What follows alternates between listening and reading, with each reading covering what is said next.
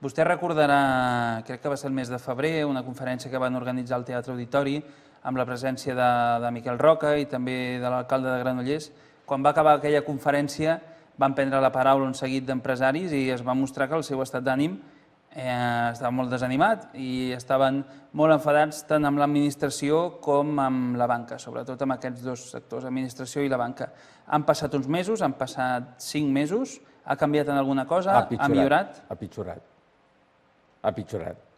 Ha pitjorat perquè poder aquells que es van violentar i es van queixar poder ja no tenen ni empresa. És que la banca, esclar, la banca, el govern ha sigut culpable, bastant culpable, però és que la banca també.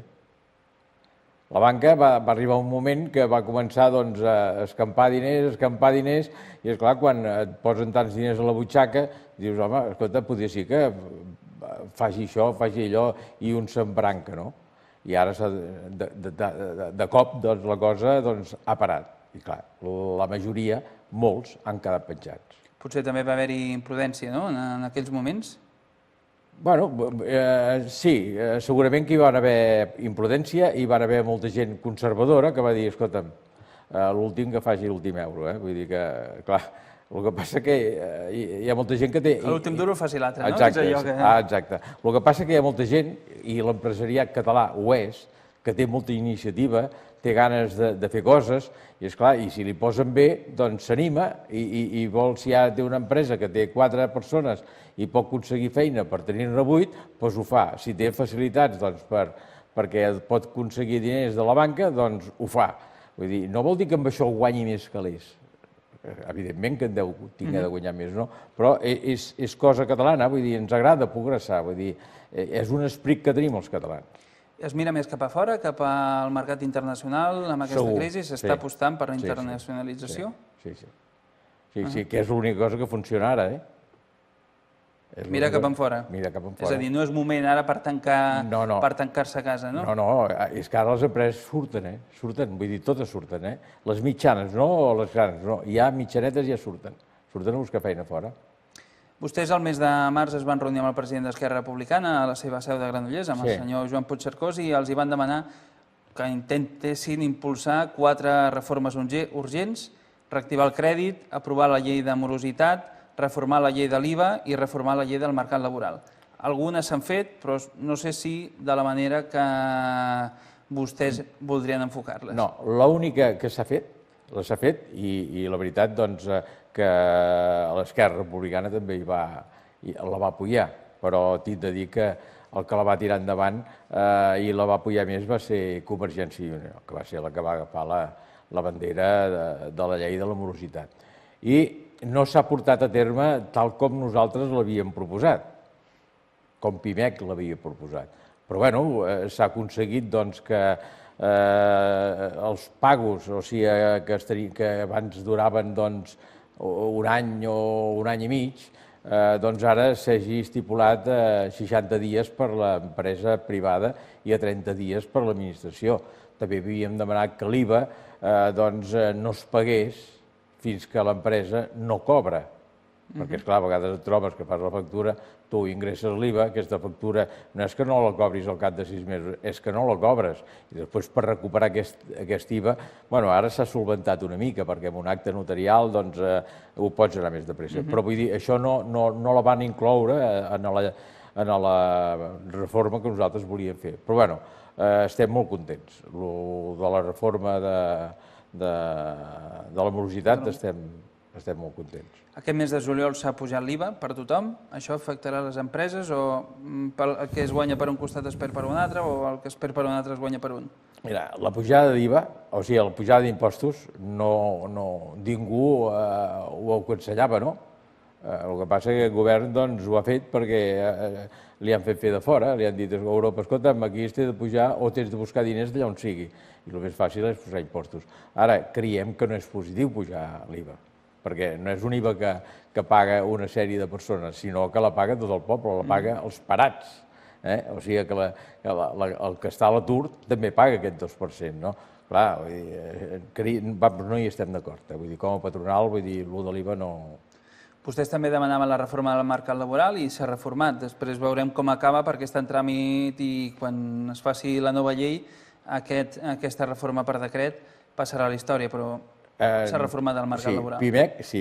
Pimec l'ha estudiat de dalt a baix, és un xurro. És un xurro. No serà, o sigui, no tindrà res que veure amb el final quan s'hagi modificat. Vull dir, no és bo per ningú, o sigui, que no ha servit per res. O sigui, no servirà per res.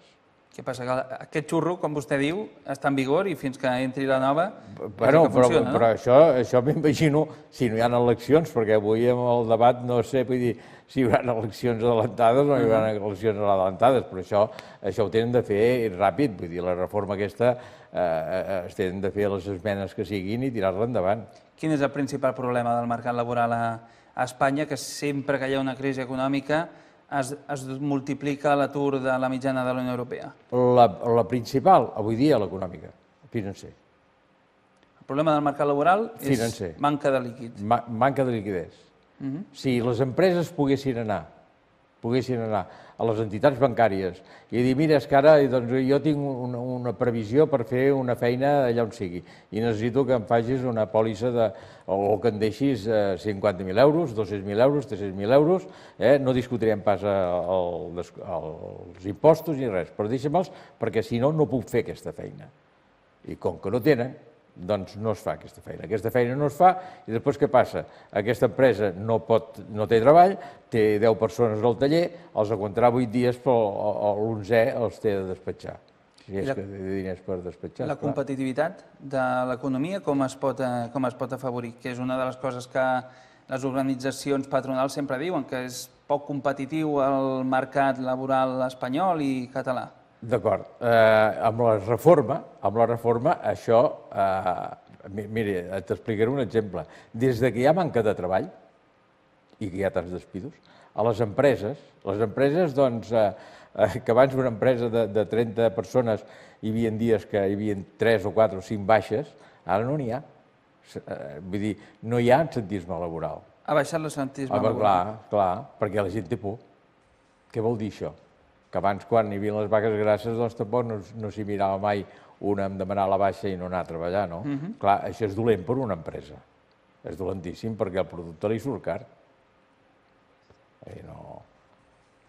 Flexibilitat?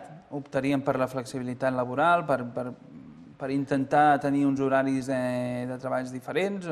Sí, és que això es tindria de fer. Vull dir que si una empresa pot solventar aquesta problemàtica, perquè no totes les empreses ho poden tenir, això. Hi ha moltes empreses que poden treballar unes hores determinades i altres no. Altres tenen de fer un torn o 2 torns. Ara, hi haurà empreses que hi haurà la senyora o la noia que està treballant que tindrà una altra feina en un altre lloc i demanarà per fer un canvi d'horari, no? I, bueno, és bo, si es pot fer, és bo. Ara portem 3 mesos amb baixades de l'atur, portem 3 mesos a Espanya, a Catalunya i també a la nostra comarca, amb la desocupació baixant. Vostè, per després de l'estiu, és optimista o creu que això està directament vinculat a la temporalitat, aquesta baixada de l'atur? És a dir, després de l'estiu pujarà la desocupació? Mira, normalment cada any, aquest temps, hi ha més feina, no? Tenim el sector turístic que puja una mica. Si sóc optimista, jo ho soc per naturalesa, vull dir, ho soc perquè ja ho soc de petit, vull dir, jo no faig un drama, no? Vull dir, jo sempre veig coses positives, que és la manera de viure, vull dir, ser positiu, perquè ser negatiu és dolent, no? Perquè si és positiu sempre tindràs més força per fer les coses. Ara bé, mentre la banca, i això sí que és clau, mentre la banca tingui la caixa tancada, ho veig molt malament.